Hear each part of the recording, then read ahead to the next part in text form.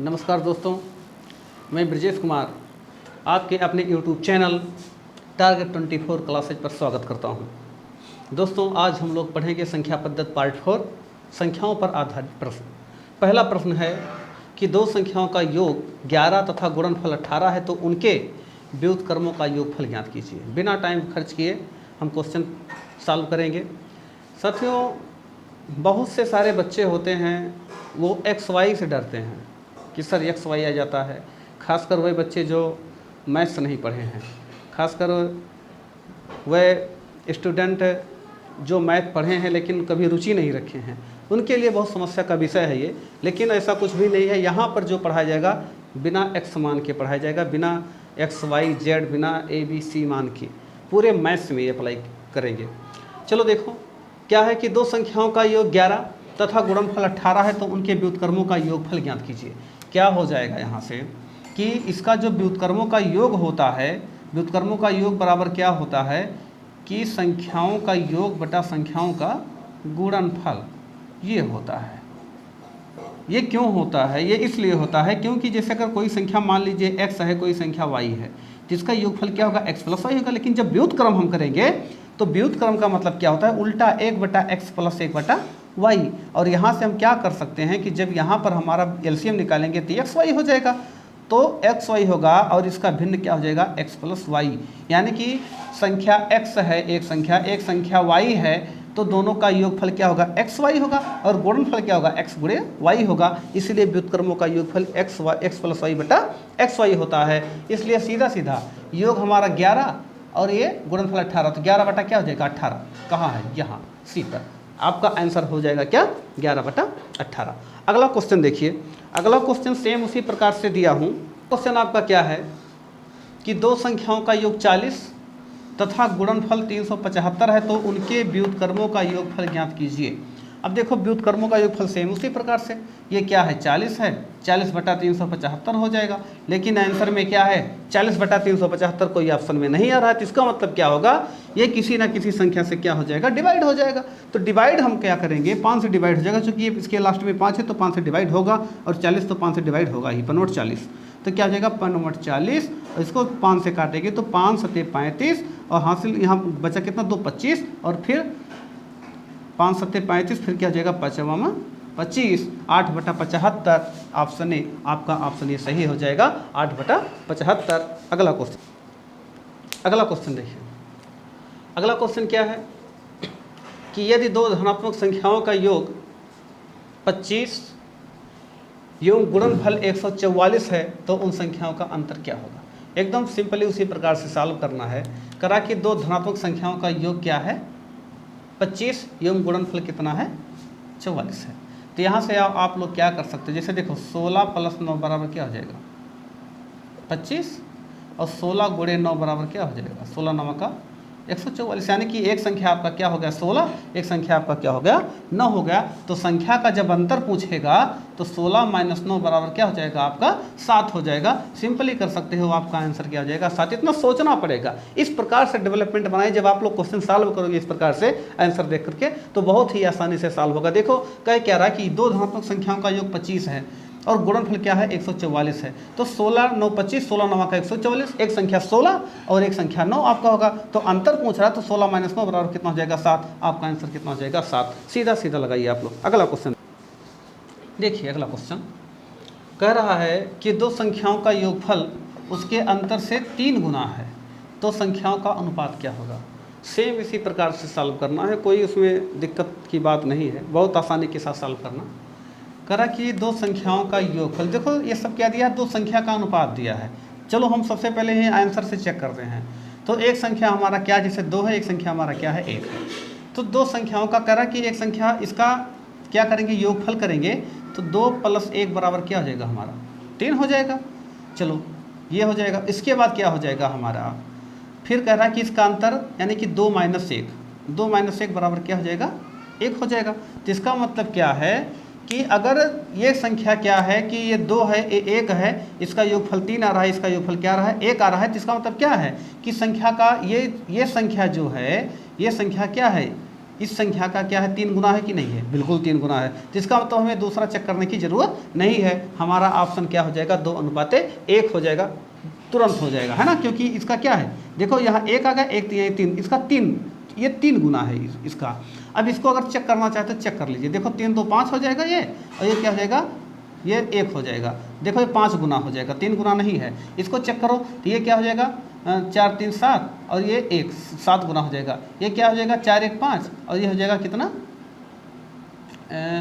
ये हो जाएगा, ये जो है पॉइंट में आ जाएगा। तो इस प्रकार से होगा। तो इसका मतलब क्या है कि आपका आंसर जो है क्या हो जाएगा 2:1, क्योंकि 2 1 3 और 2 में से 1 गया 1। इसका मतलब क्या है 1 3 3। इसका मतलब क्या है, ये जो है इसका योगफल जो होगा इसके अंतर से कितना होगा 3 गुना होगा। तो आपका ऑप्शन हो जाएगा 2:1। अगला क्वेश्चन देखते हैं। देखिए अगला क्वेश्चन, देखिए क्या है। अगला क्वेश्चन कह रहा है कि दो संख्याओं में अंतर 14 तथा योग 20 है, उनका गुणनफल क्या होगा। एकदम सिंपल ही करना है, बहुत आराम से पढ़ा रहा हूँ, कुछ करना नहीं है आपको। ये नहीं करना है कि एक संख्या x है एक संख्या y है तो x - y = 14, x + y = 20, ऐसा कुछ भी नहीं करना है। डायरेक्ट करो ना भाई।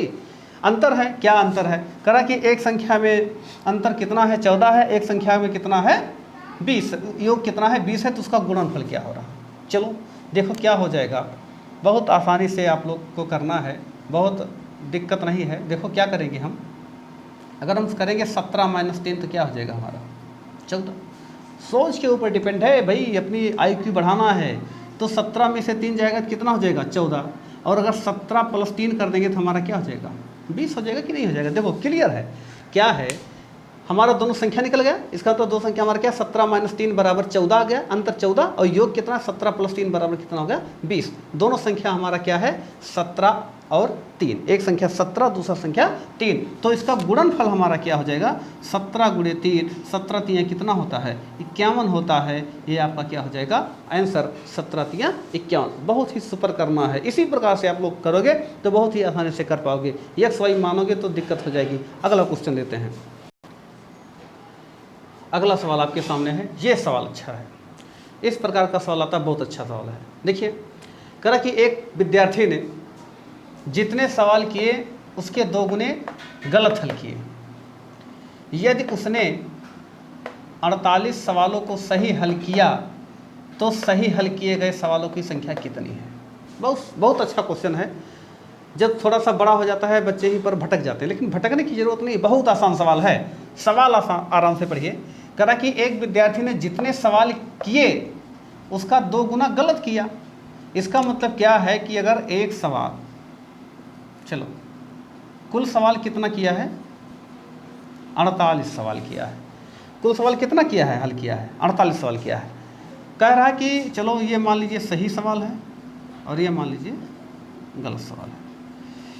क्या कह रहा है कि जितने सवाल किए उसके 2 गुने गलत किए, जितने सही किए, जितने सवाल किए हैं उसके 2 गुने गलत किए। इसका मतलब सही कितना किया, अगर एक सवाल सही किया है तो 2 सवाल क्या कर किया है गलत किया है।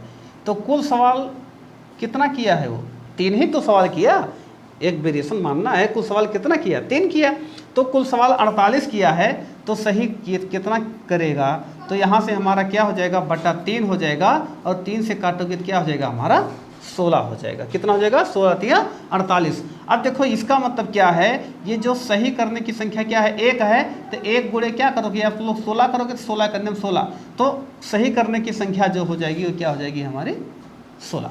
कितना सवाल सही करेगा 16। अगर ये कहता, अगर ये यहाँ पर कहता कि उसके द्वारा हल किया गया गलत सवालों की संख्या कितनी है, तो अगर गलत सवालों की संख्या पूछता तो ये जो 16 है तो यहाँ पर क्या करते 2 गुणे 16 करते, और 16 दूनी क्या हो जाएगा हमारा 32। यानी कि गलत किए गए सवालों की संख्या क्या हो जाएगी 32 हो जाएगी, और सही किए गए सवालों की संख्या कितनी हो जाएगी 16 हो जाएगी। बहुत ही आसानी के साथ आप लोग सॉल्व कर सकते हो। फिर से देख लो एक बार, एक विद्यार्थी ने जितने सवाल किए उसके 2 गुणे गलत किए। कुल सवाल कितना किया 48 सवाल किया, 48 हमने लिखा सही सवाल गलत सवाल। सही सवाल 1 किया, जब गलत 2 गुना कर रहा है तो इसका मतलब सही क्या करेगा, 1 गुना करेगा। तो 1 और 2 मिलकर कितना हो जाएगा हमारे, इसका मतलब 3 सवाल कर रहा है तो 2 गलत कर रहा है और 1 सही कर रहा है, तो 48/3 करेगा 16 आ जाएगा, 16 3 48। तो सही वाला यहाँ क्या है, 1 है, 1 × 16 बराबर क्या हो जाएगा हमारा 16। तो आपका आंसर क्या हो जाएगा 16 हो जाएगा। अगर गलत करता 16 दूनी 32 गलत करेगा। अगला क्वेश्चन देखिए आपके सामने क्या कह रहा, बहुत इंपॉर्टेंट क्वेश्चन है, ये बार बार एसएससी में पूछा गया है, ये 13 बार पूछा गया है, 13 बार ये क्वेश्चन पूछा गया और बहुत आसान सवाल है। फिर भी देखिए फ्री में नंबर मिलता है। मैथ क्या होता है, जो भी कंपटीशन में पूछा जाता है बहुत आसान पूछा जाता है। आप लोग क्या करना, देखिए करा कि 2 अंकों की एक संख्या, 2 अंकों की एक संख्या के अंकों का योग कितना है, 14 है। अंकों का योग कितना है, 14 है। करा कि यदि उसमें 36 जोड़ा जाता है तो उसके अंक आपस में बदल जाते हैं, तो दोनों में सबसे छोटा अंक कौन सा है। तो दोनों में कह रहा कि सबसे छोटा अंक कौन सा है।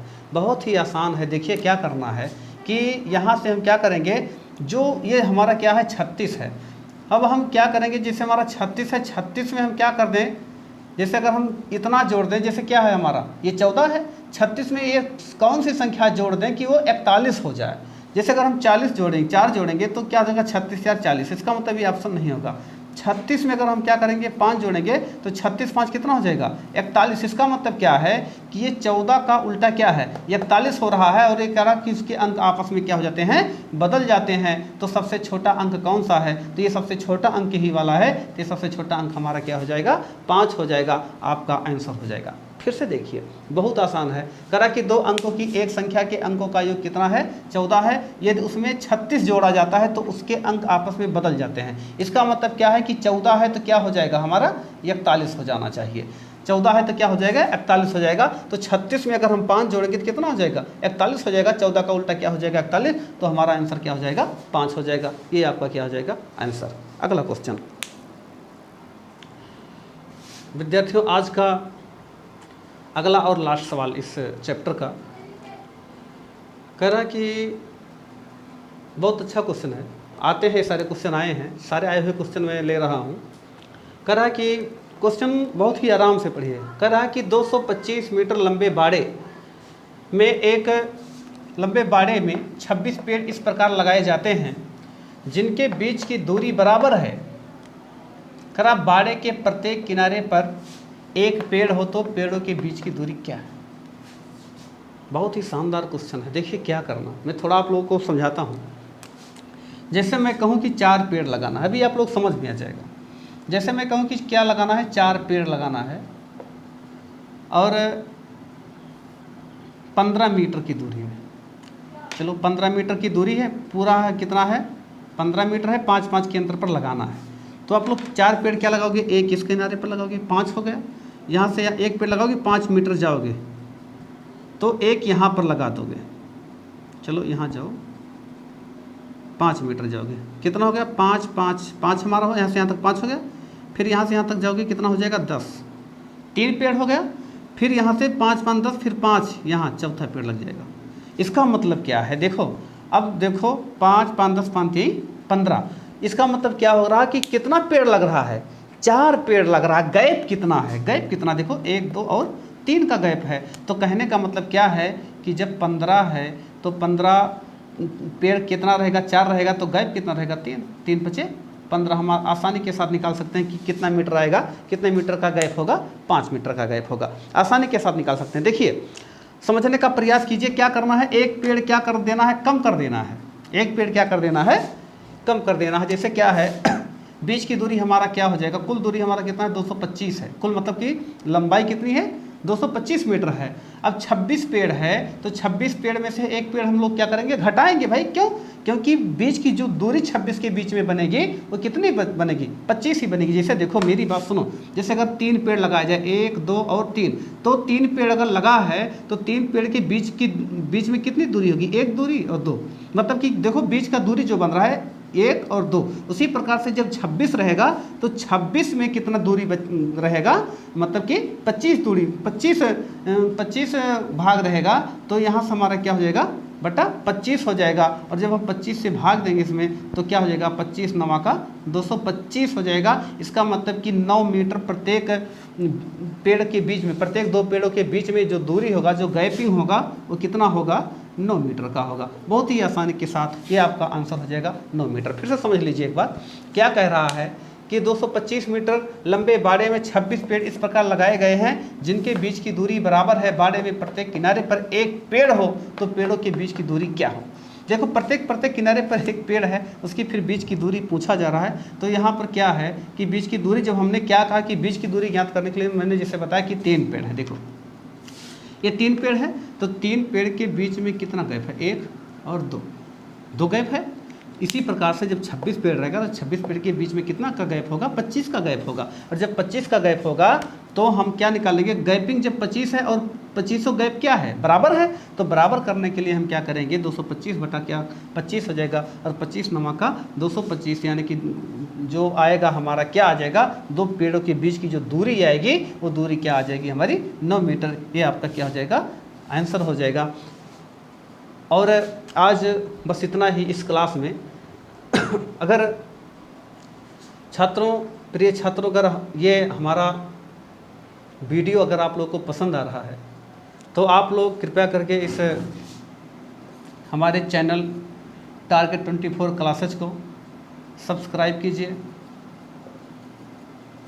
लाइक कीजिए, अपने दोस्तों के साथ इसको शेयर कीजिए। और हाँ, आपको वीडियो कैसा लगा आप कमेंट ज़रूर कीजिए, ताकि हमें भी ये जानकारी हो सके कि आप लोग को कितना अच्छा लग रहा है वीडियो, क्या कमी है वीडियो में, हम उस प्रकार से और अच्छे से बना सकूं। आप लोग कमेंट के माध्यम से ज़रूर बताने का काम करें और कमेंट ज़रूर करिए। और अगला चैप्टर हम कल आपको संख्या पद्धति का और पढ़ाएंगे। तब तक के लिए धन्यवाद।